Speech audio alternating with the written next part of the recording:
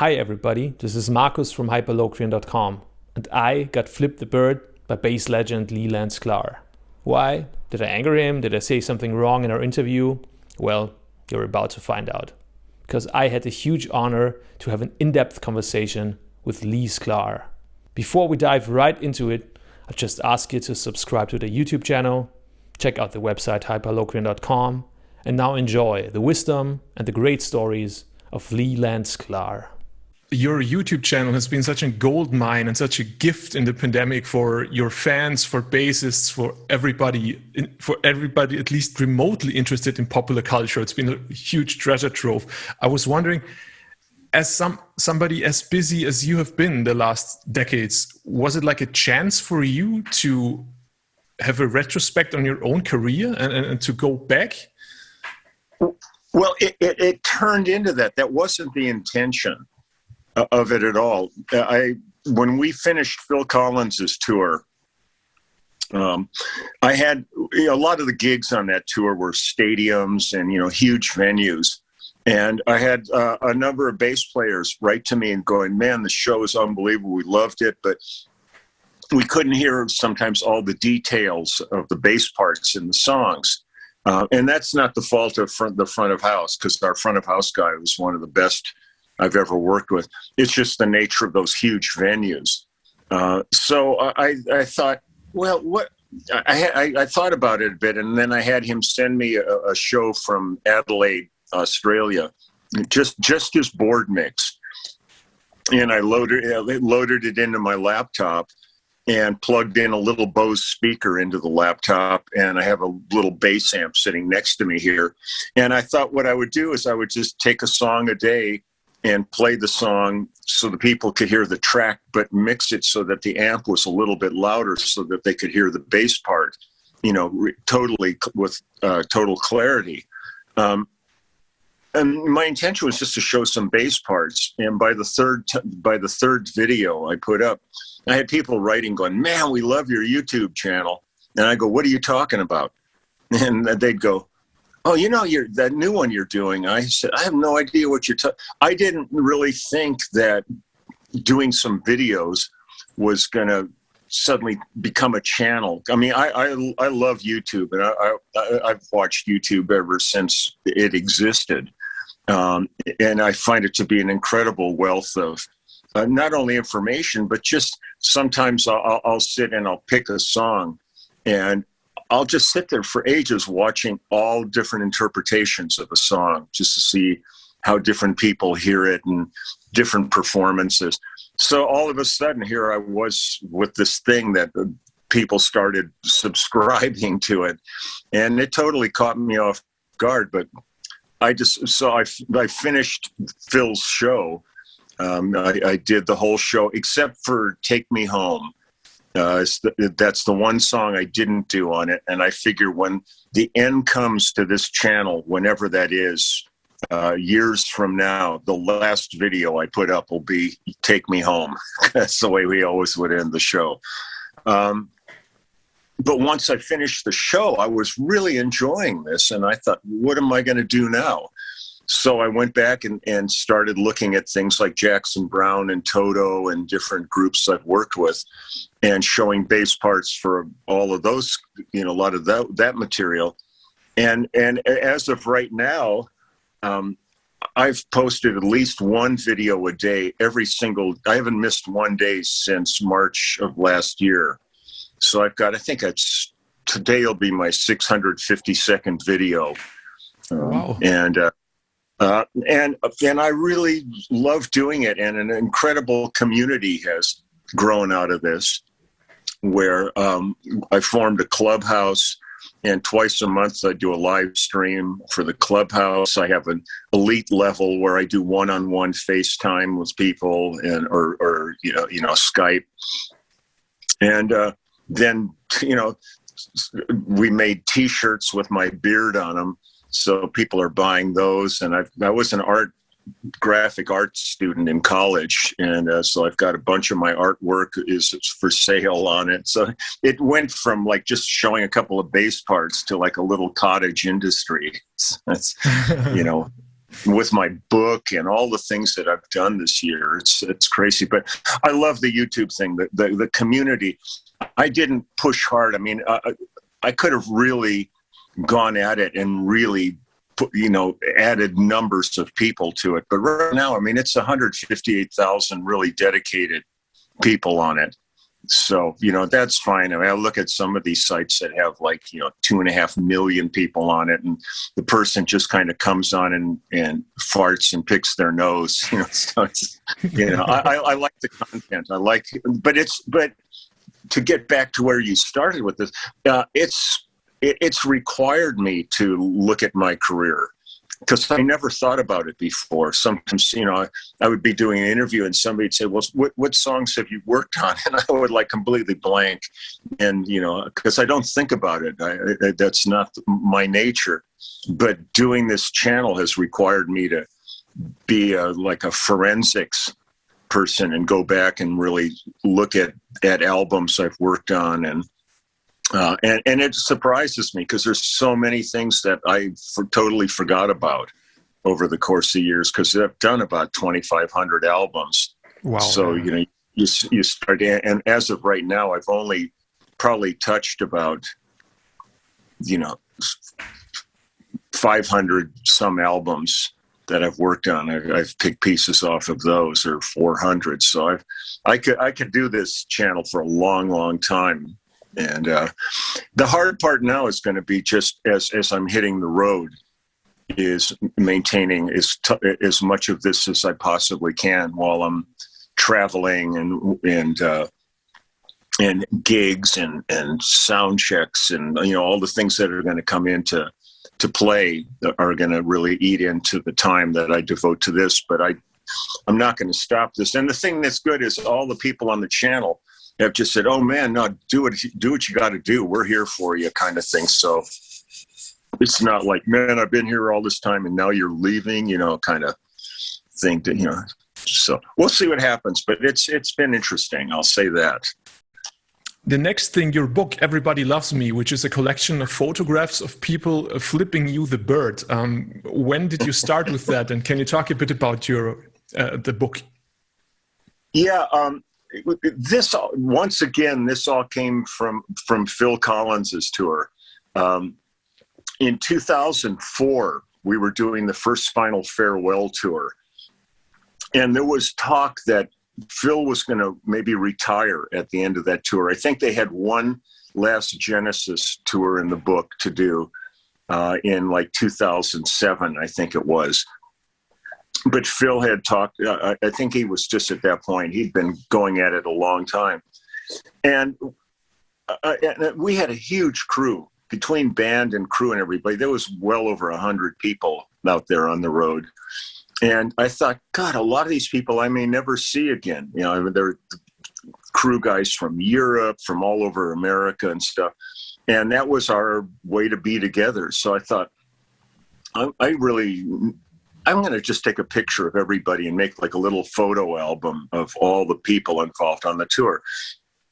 Well, I had a kind of a running joke with the guy who was my bass tech on the tour, Steve Winstead. His nickname was Chinner, where when they hired him and when I met him, because I had never met him before, and when I met him, he said, "So man, what do you need? What do you want me to do?" And I said, "I don't know. I've never really had a bass tech. I've always done everything myself."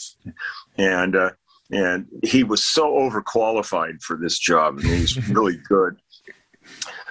So he ended up, he did stuff for me, but he ended up working for everybody, helping the singers, the drums. He became like a general kind of guy to run around the stage.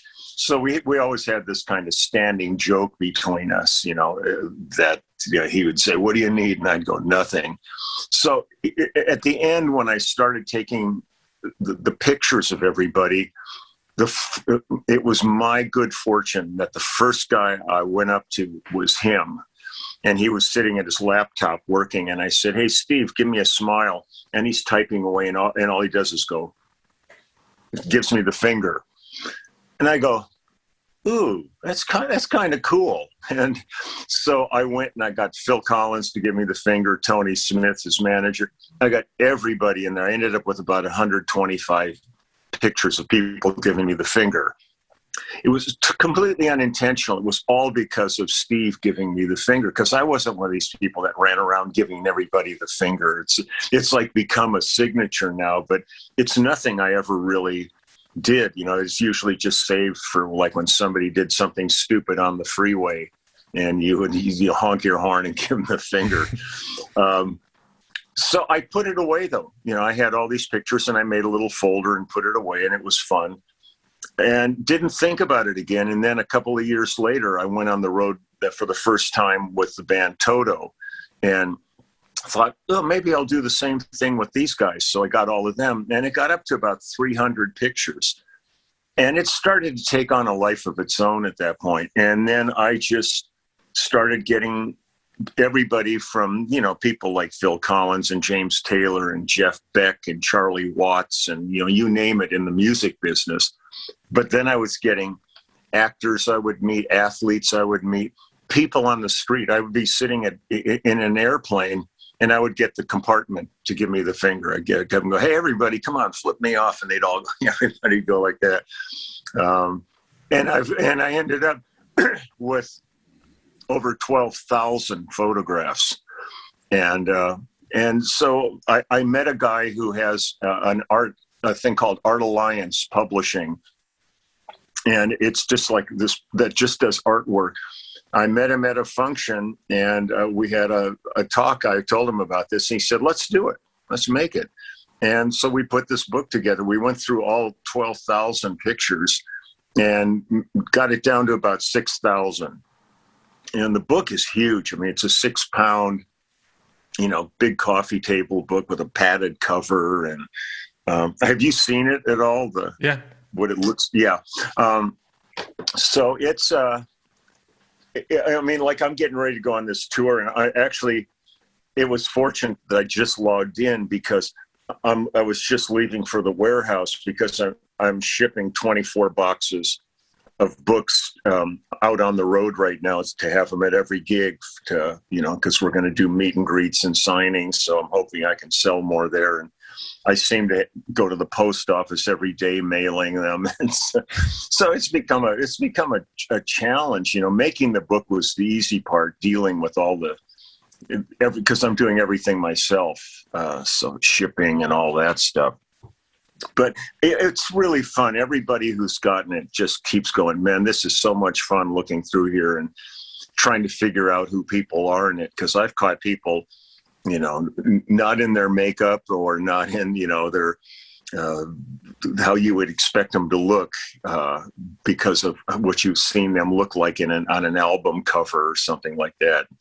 You know, I've caught them in darker moments, and it's been fun. It's been a lot of fun, though.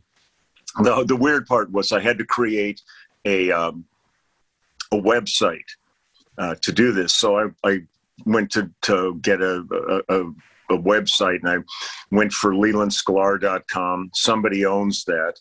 I went for leesklar.com. Somebody owns that. So I thought, I'm not going to pay anybody for my name. So we ended up with lelandsklar'sbeard.com. And that's where the book is. That's perfect. Yeah. Can you remember the first time you ever set foot in a recording studio? Yeah. Which project was that? The first non-professional one that I ever did was I was in a band. 1960. Well, it was 1967. I was in a band called Group Therapy, which was a perfect name for this band. We really needed group therapy. But we went in the studio. We were being produced, but there was a composer, arranger named Mike Post. And Mike Post is like famous for television themes, where he wrote the theme to Law and Order, which plays 1 million times a day around the world in every country. But I worked with him on Rockford Files and the A-Team and Hill Street Blues and all these shows that were huge in certainly in the States. But he produced that band, but we weren't allowed to play on the record. We could only sing on our record because the Wrecking Crew did our record. And we were too young and inexperienced. But that was the first time I was really in a professional studio. It was at United Recorders in Hollywood. But the first actual album that I ever worked on was an artist who's still working named Brian Hyland. And Brian had a huge hit as a teenager with a novelty song called Itsy Bitsy Teensy Weensy Yellow Polka Dot Bikini.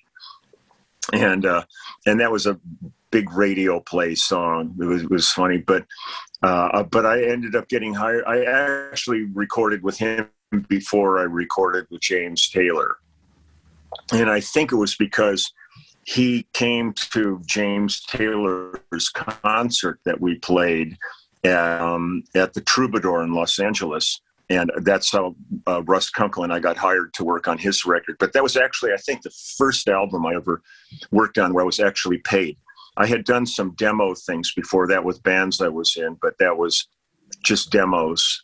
But the thing that was weird was I met James right after he cut Sweet Baby James. So I did not play on that record.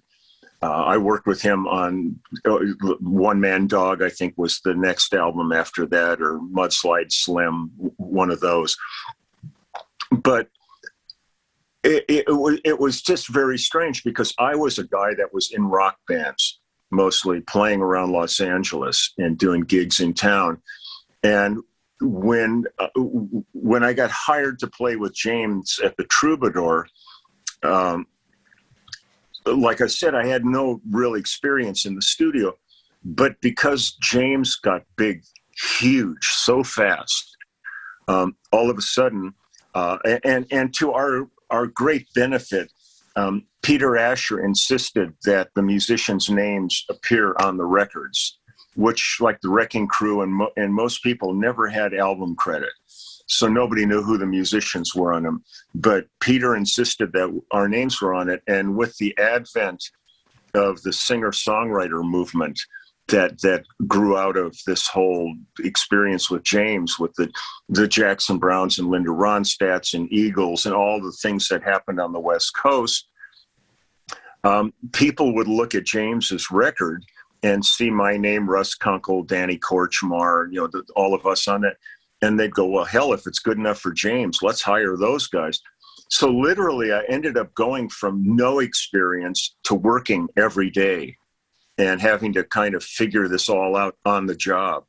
It's not like I had all this experience ahead of time. I got in the studio. I'd never plugged into a DI. I didn't know mic placement for to where to put the mic in front of a cabinet. Just the whole idea of dedicating yourself to putting charts together, trying to nail first or second takes for the freshness of it all. Suddenly there were demands on me that I had never experienced in my life, and I was expected to perform.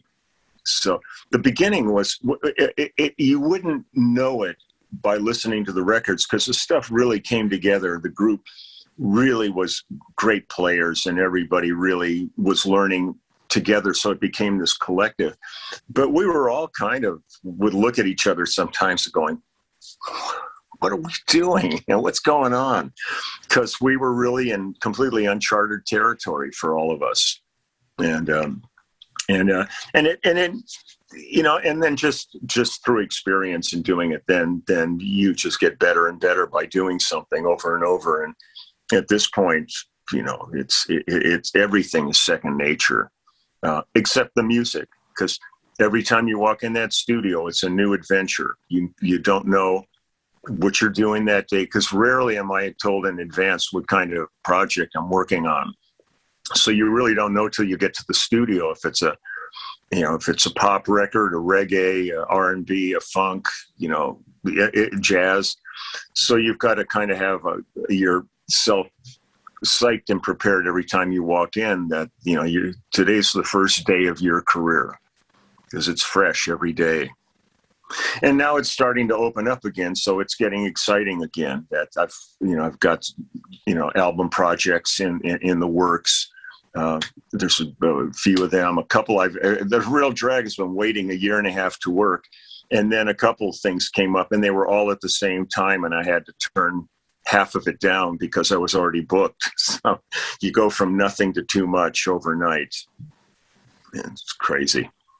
But so you were part of, so to say, of the first generation of studio musicians that became famous by their own rights.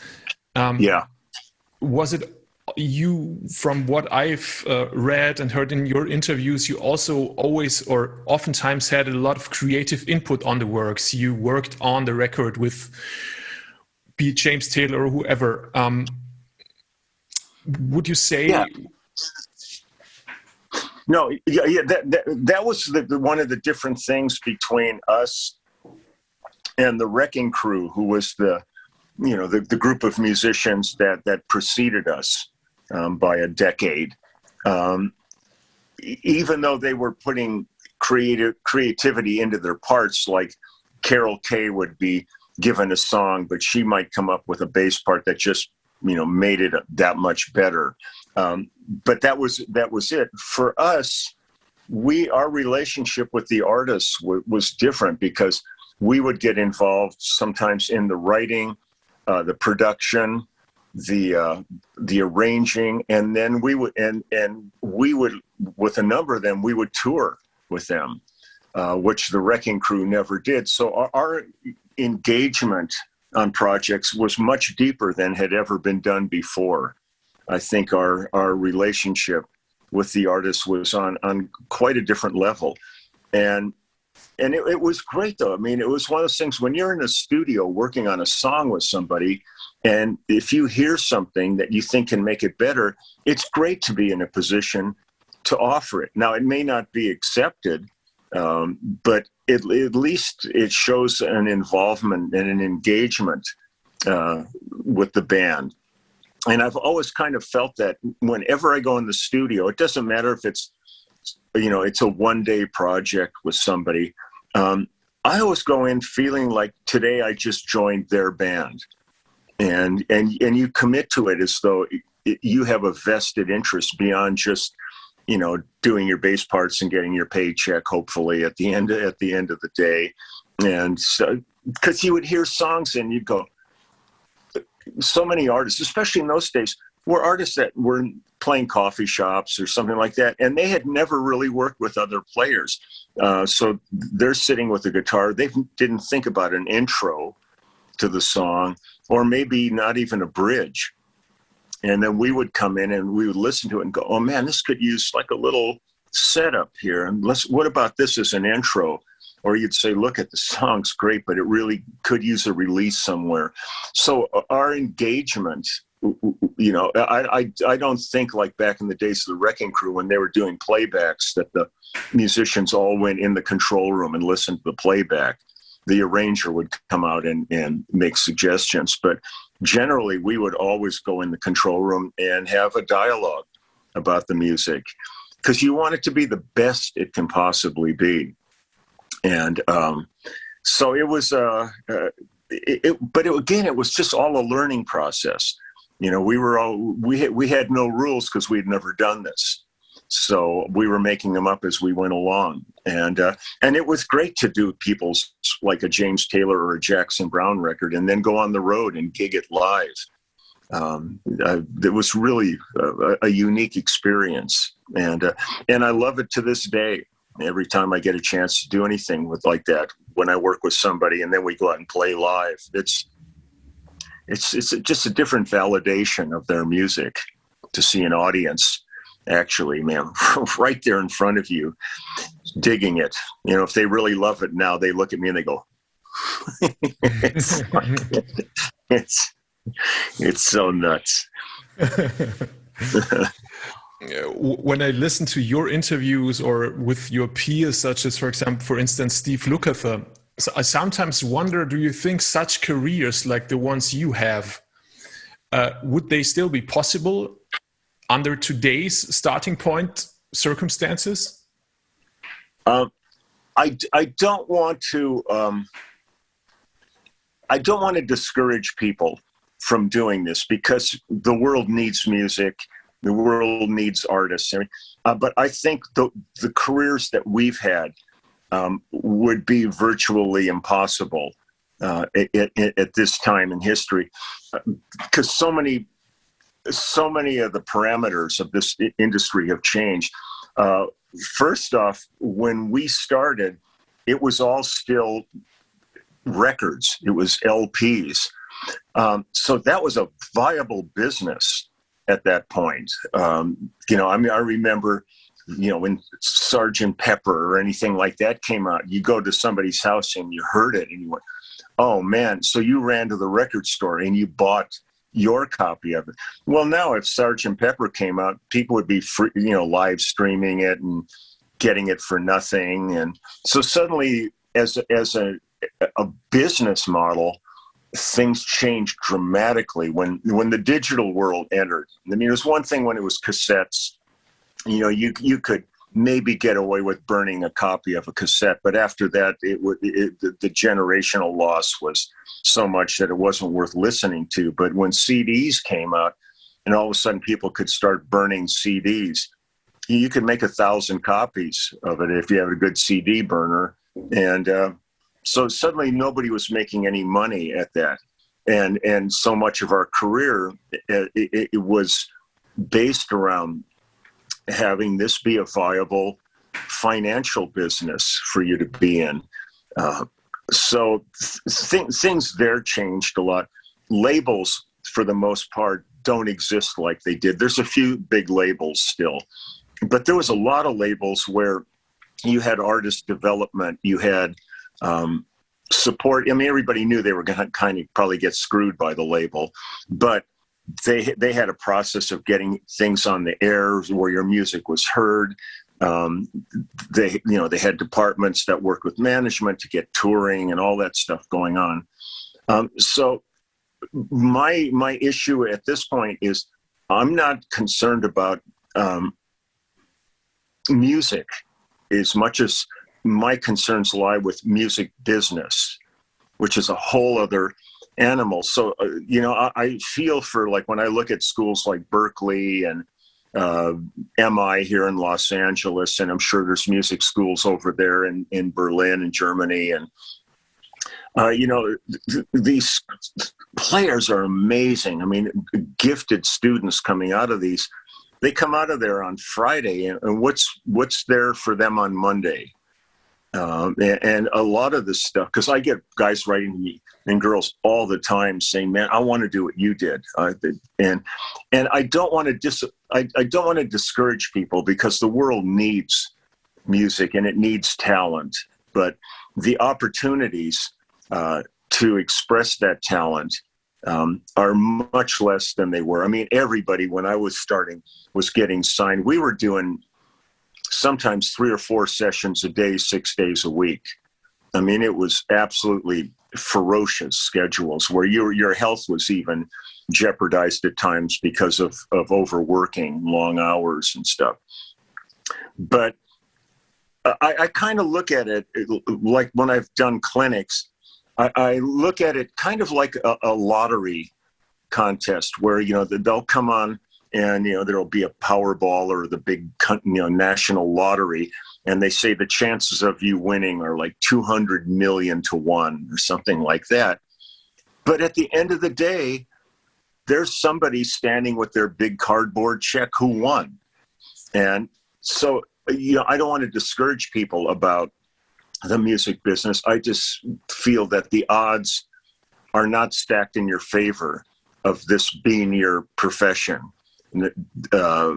But somebody, will make it. I mean, there's always new artists coming up that are having tremendous success, but it's not in the numbers that used to be. I think in Billboard magazine, it was like in the past couple of years, I don't think there was like any albums that, other than maybe like Taylor Swift or somebody, that was going platinum. You know, I mean, at this point, you know, sell 100,000 is really remarkable sales for people. Where, I mean, I remember playing on albums that were selling like 11 million. So yeah, it's a different world, but I absolutely don't want to discourage people from it, because I know there's a ton of talent out there, and under the right circumstances, it'll be heard. But for studio musicians, it's a little more difficult at this point, because it just isn't the wealth of gigs going on that there once was. So the competitive level, trying to get gigs, is pretty high. There's a lot of talent out there and a finite amount of gigs. So I just tell people, man, just love playing and love what you're doing, and never say no to anything. And that's, I think a lot of people think, oh, that gig wouldn't be good enough for me. Man, you never know what's going to happen when you walk in a door, and you might meet another player who's on the gig who'll go, oh man, we're just doing this band now, you'd be perfect for it. Or somebody's in the audience that's going, man, I got a project coming up, you would be great. They would have never known about you if you had turned the thing down. Now, if you do a gig and it sucks and you don't like it, then if they ever call you back, you can say no. But I literally never say no to anything at this point, because of the idea that I might just meet somebody cool and new there that could be another little adventure in my career. So just, you know, always leave yourself open, and just experience as much as you possibly can, because you just don't know where these roads lead. It's a pretty interesting world. And how important was it for you? Because a lot of times you were close to the artists or close with the artists. How important is it to you not just to work with a producer, but the artist, or as you once mentioned, the engineer was always also an important partner for you, yeah. Partner in crime? I'm one of those kind of people. I look at these things. It's not like having a job like, and this isn't to denigrate anybody else, but like, say you're a tree trimmer, you know, and you're hired to go over and trim somebody's trees. Well, you get your chainsaw, you climb up the tree and you trim it, and you do that and you leave. You may never meet the person that owned the house where you're working. You're contracted to do it. For me, I've always loved the fact that when I walk in the door of a studio, I'm either going to be like old home week and hanging out with guys I've been with for, you know, half a century or 20 years or whatever, or I'm going to meet somebody, you know, brand new in my life. But I look at it as just when you're engaged in a creative process, like making original music, there's depths that you can go to in this emotionally. And the better I can feel like the artist, and the producer, but primarily the artist, mostly the kind of just the immediate response and comfort you feel together in dialogue, both verbally and musically together, is better for the outcome of the project. You're vesting, like I said, it's like joining a band every time you go in the studio on a new project. The more you connect with these people, I think it shows in the music. You're not just going through the notes and playing the notes, and when the date's over, you're loading up in the car and you're out of there and you'll never see them again. A lot of times I'll work with somebody new, and when we finish, even if it's a day's recording, we sit around and we talk and reflect on it, maybe listen to playbacks of everything we did that day just to double check before we all leave. It's I feel a real strong emotional attachment. And certainly one of the most important conduits to the music in the studio is the engineer, because you can be playing your ass off and doing great stuff, and if the guy's not recording it well, then it's kind of a moot point. Or they may come up with a sound and you come in and listen to playback and go, what's that? What are you doing on that? You're hearing, because there's times where I've got the same instrument. I could do 5 projects in a week, and that bass sounds like a different bass every time I walk in the studio, even though it's the same bass, all predicated on how the engineer's recording. So I try to maintain relationships with everybody involved, and many of them turn into like these long-term projects. There's like an artist in Japan named Yumi Matsutoya, who's been like the biggest kind of pop singer in Japan for decades. And I think I've done 28 albums with her over the course of decades. And I just finishing another project with another Japanese artist named Mari Hamada. And I think I've done at least 12 albums with her. So there's a lot of artists where you'll even look through the All Music or, discography sites, and it'll show me like having played on a record with somebody. And I go, I actually did like 8 of their records, but they only list one on those. So a lot of these relationships are very long-term, and it's almost becomes like family. We see each other and everybody's hugging, and it's great to see you. And let's have fun. Let's hear what you got, kind of thing. And then you go back in after the song's recorded and listen to the playback, and we're either all patting each other on the back going, yeah, this is great, or you suck, let's do this again. This is, it's an interesting relationship. It really transcends a gig, transcends just being a job. Because your bass lines, if that makes any sense. Sorry, yeah, of course. And no. Because your bass lines are always such integral parts of the song, and also, I mean, I was amazed when I read about you in the last days how many iconic bass lines you have created. I mean, it's weird. It's because I don't think about it. First off, I'm not a person that if I'm listening to a song, I'm listening to the bass part. I always listen, even when it's me, I'm listening to the entirety and how everything fits together. And so it's been interesting, certainly again with this YouTube channel, of starting to listen to things and then, going, God, that was really a good bass part on that. I forget about it. And I mean, there's the obvious stuff like, Doctor My Eyes or Your Smiling Face or Stratus and things like that. But there's so many that I've listened to, and I sit back and I go, I didn't suck. It's actually pretty good. Because I can be my own worst critic a lot of times, but and then it's been interesting to go through this and be listening to bass parts that I cut like in the early 70s, and then listening to how the parts have evolved through the 80s and the 90s, and it's when you're suddenly looking back at 50 some years of parts. You start to get more of a perspective of what you've actually done, and but I always still look at the bass as that foundational instrument, and one of the things that it doesn't make me crazy. I'm too close to crazy all the time anyhow, but when I'm sitting there doing like a YouTube binge and watching people, and I see all these videos of bass players, generally they're showing off chops, and lots of, I mean, and I admire the facility when I see everybody double tapping and, all kinds of chordal stuff and, and slapping, but I never see anybody really posting how a bass line is created for a song. And for me, songs mean everything. I'm not I can jam, but I'm not a jam guy.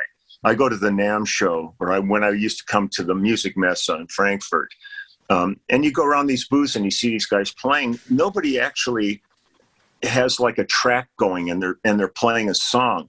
They're just sitting there slapping away and stuff, kind of trying to impress you with their chops.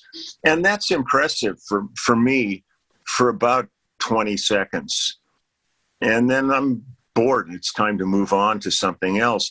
But if I see somebody that's sitting there, if I walked in to a show and I saw Bob Babbitt sitting there showing the bass line to Rubber Band Man by the Spinners, which he did, or if you had walked in and there was Duck Dunn playing Green Onions or something like that, I would be mesmerized. I would be completely, just engaged in it. I want to hear a song, and I want to hear a part that weaves into the song to give it support, but also beyond just like root notes, having little passing things that really allow you to kind of direct the flow of traffic in the song.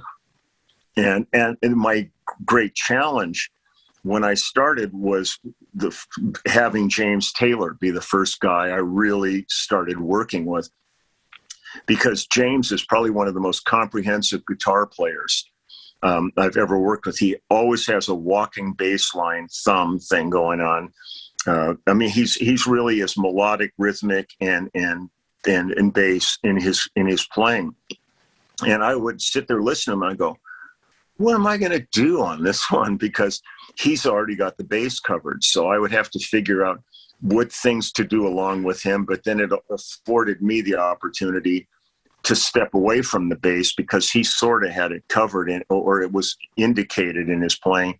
So I could go on and do other kind of more melodic parts around it. And I think having started with him kind of set me in that focus of how to treat songs, even if the person I was working with wasn't that kind of a guitar player. It made me think of my bass lines in that way. And like for so many players, when I hear something like that, that first or second take really, unless the song is incredibly complicated and just needs, a lot of working out, generally those first couple of takes are the ones that are, just, man, you've closed down and you are in this other cerebral level responding to it. But I've done tracks where, we've done 80 takes of a song and you end up going with take 3. But for some reason, the artist really was insecure and unsure. The producer was inexperienced and just kept wanting us to go and go. They want you to go until it's completely beaten to death. And it's your job. So you've been hired and you do what they want you to do. But you're sitting there just kind of going, we've already got it in your mind. We've already got this tune. I don't know what the hell. When they always say, it's perfect, let's just do one more. Well, tell me if it's perfect, what is this one more require and stuff? But that generally is just lack of experience and lack of understanding of what's going on. But you're not signing the check. You weren't the person that hired you. So you do what you have to just do what they want to do. You can throw in a suggestion and they may say, cool. Otherwise they're just going to go, no, let's just try it again. Different every day and different with every song. So that's the thing is the challenge is every time a new piece of music comes in front of you, you're starting over again. Yeah, your thought process, your relationship to the music. And also every time you walk in a studio and there's different musicians in it, it's a different set of circumstances. The difference between playing with a drummer like Vinnie Colaiuta or Lee Von Helm is like the Grand Canyon is between them. And you have to understand and work with both of them equally. So that's the challenge in this. Yeah, lots of challenges, but that's a big one. Just addressing the song and the people you're working with. But among the thousands and thousands of sessions that you did, there must have been at least, I suppose, a couple of ones that didn't really work out that well. Were there like sessions where you thought, okay, this is not really going anywhere? What do you do in such situations? Did you ever, for example, step out of a project when it just didn't fit? No. To me, when the phone rings, you have two options. You can either say yes or no. And if you say yes, it comes with obligations. And yeah, I've worked on lots of projects over the years where you kind of know we're just beating a dead horse, as they say. This is just not coming again, but you still give it everything you've got to try to make it as good as it can be. And there are times where you might do the best stuff you've ever played, and that person just going, yeah, whatever. Or you come in and the stuff's just not good, and you give it your all, but at the end of the day, it's not your project at the end of the day. So I try to always leave the studio feeling I've done my best job. Now, whether or not this is ever going to be heard by anybody, so many of these things are vanity things or projects where they're not experimenting, but they're really not sure where it's going, and they've brought this together. I've done some projects where, like, it's either a female or male artist, and they're just, they're really good looking. So the label or whoever's involved, that's their focus, is to get them out there because they think like if it's a great looking guy that they're going to get the girls to really go crazy for him, regardless if the music kind of sucks. Their priority is on a different level. But it's different every day. But there are certain projects where you just kind of walk away going, this is just sucks. I mean, I hope you don't have to put my name on it if you don't want. But when you commit to something, it's not yours to judge. You just go in and do the best job you possibly can. And it could be one of those things where they'll, if you really didn't like it and it wasn't working, and they decided to do another album, and they might call you at that point, and you go, no, I'm busy. I can't do it. Sorry. Just because you don't want to go through that again. But it's so rare that kind of situation arises that it's not really something you need to make a point about. It's because most of the time everything's really pretty good, and sometimes it's mind-blowingly exceptional, and you just kind of walk out of there going, holy shit, this is unreal. But the weird part of it is there have been those projects where I thought they just sucked, became huge hits, and other stuff that I thought was some of the coolest stuff I ever worked on never got released. You just don't know. That's the part of this business that really is the kind of so nebulous and can be really cloudy in how this all works, because there are other things that come into play that have nothing to do with the music. And you have to know that you're going to also potentially be subjected to that kind of decision-making and things. So do your gig to the best of your ability, have a good time, leave feeling good, and hopefully they bought you lunch. People ask me, they say, what's a great producer do? I said, well, ultimately, you're working and they can tell that the band needs a break and is a little hungry, so they order lunch and then they pay for it. And that's a good starting point for a producer to me.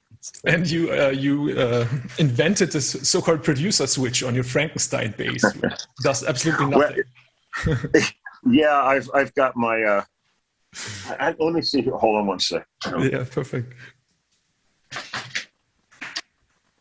Oh, I haven't changed the battery on my Warwick signature star bass. I've got a real deluxe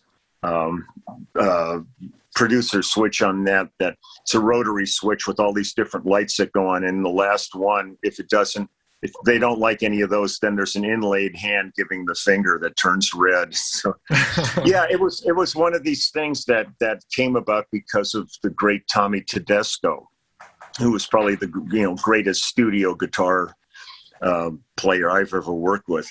And I was doing a project with him and a TV show, I think it might have been like Knight Rider or some show like that.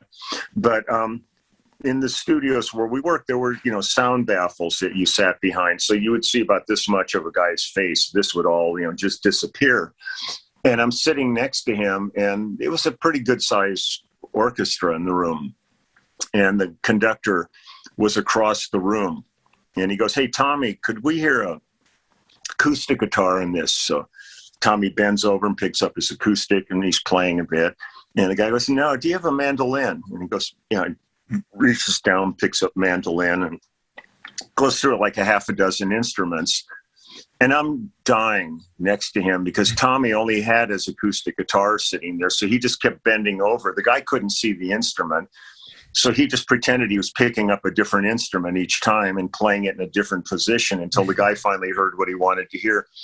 First up, it was the genius of Tommy Tedesco that he could make that instrument sound like damn near anything you want. But I looked at him and I just said, I just learned more in the last 5 minutes than I learned in all of my junior high school, college education. So there's so many times where I would be in the studio and you'd have a producer go, "Can you make it shimmer? Can you make it more blue?" I mean, they didn't know they didn't know how to express what they wanted and stuff. So I finally just went and I just got a Switchcraft toggle switch and just drilled a hole and put it in. And so if they would ask for things, I would make sure they could see you flip the switch. And then I would just play in a whole different position on the thing and they'd go, "That's great, man, thanks." And it didn't do, all I did was just move my hand to a little different location. So, it became kind of within the industry joke. And it was very funny, actually. A number of years ago when Jim Roberts was the editor of Bass Player magazine, because I'm not sure if you do the same thing over there, but in the States, April 1st is always called April Fool's Day. Yeah, so everybody's joking on each other. Well, every April issue, they would put in fake ads in Bass Player magazine that looked like real ads, but they were just jokes. And they put one in one year for my producer's switch. And they said, "You have no idea how many people inquired and wanted to buy one of these." I thought I could have made a fortune. I charged $25 for it because it was only like about $1.50 switch.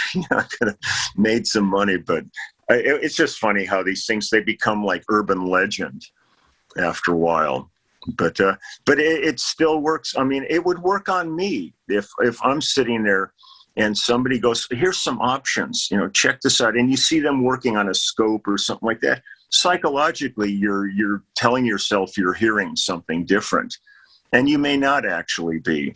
Do you still practice when you're at home and when you're not on tour? I practice not so much like scales or things like that, but I try to play every day. I've got this tour coming up with Peter and Kate and Albert. I've got a stack of music here, so I've been starting to go through all of that for the tour. I play a bit when I'm going to be playing on the videos. I've got this other gig coming up with Lyle Lovett, and I'm going to have to go through, and there's like probably 28 songs I got to go through for that. And then I've got to start reviewing all of our band's stuff so that when we start hitting the road, we're all up to speed. So I try to play every day, but it's not so much sitting down and doing rudiments which is probably what I should be doing. Cause you're playing as you get away from all that stuff, kind of can get sloppy at times. Not that anybody else is going to hear it, but it's certainly something I'm sitting there going, "Oh God, Jesus, I used to be able to play this so easy. Now what was my fingering kind of stuff?" But it just seems like every day I thought by the time I got to this age, I would be out in the pasture with the cows. Cause it always still feels like, no matter what you want to call it, if you were in rock and roll and stuff, it's in your mind, it's still a youth business. And you're thinking about, bands like Greta Van Fleet and all these other kind of things that are going on and with groups. And so I kind of thought by this time, who knows, I might just have been playing bass with some friends and doing some club gigs and weddings and stuff like that, which we still do when they come along, because I still enjoy those.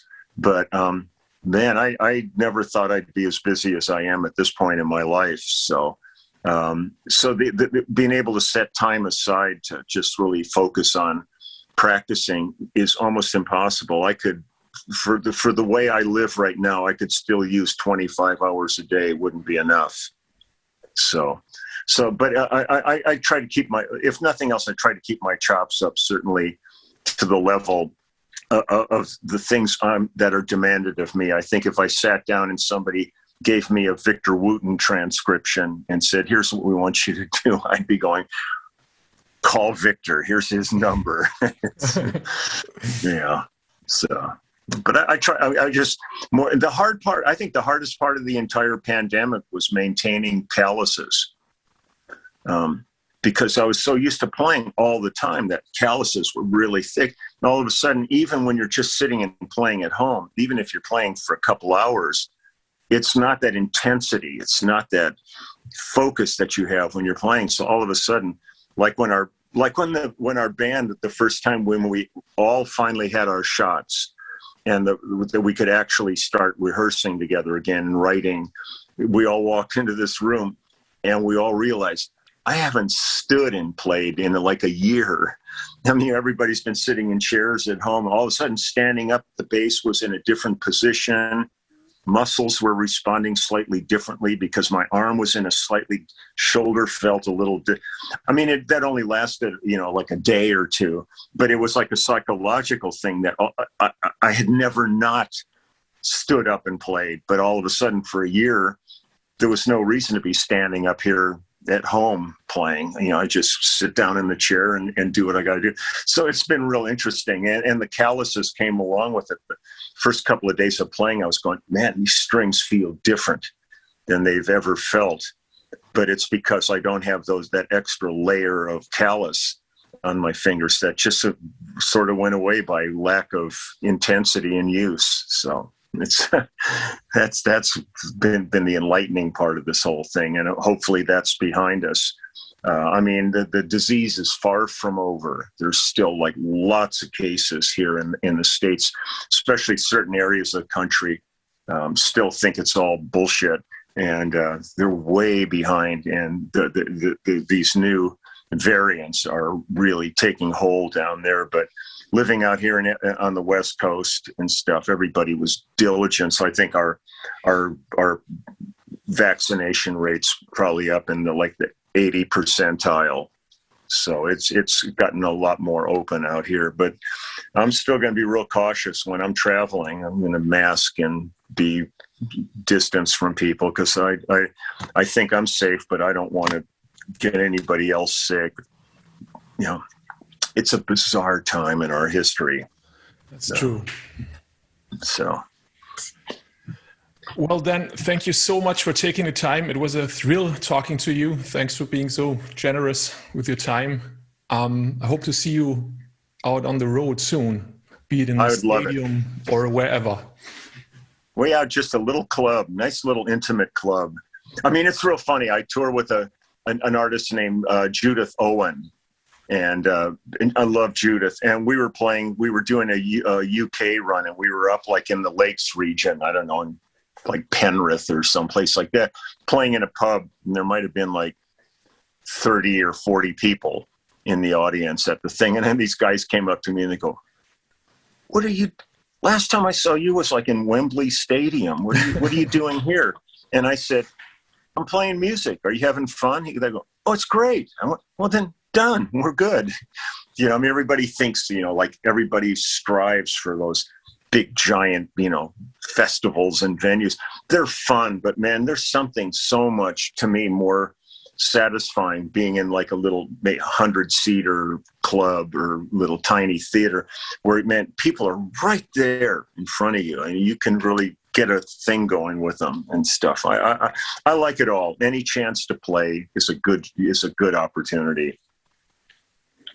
So you take good care too, though, man. All the best wishes. I hope things keep getting better and better over there and healing up and get more things open so we can all work and do what we love to do.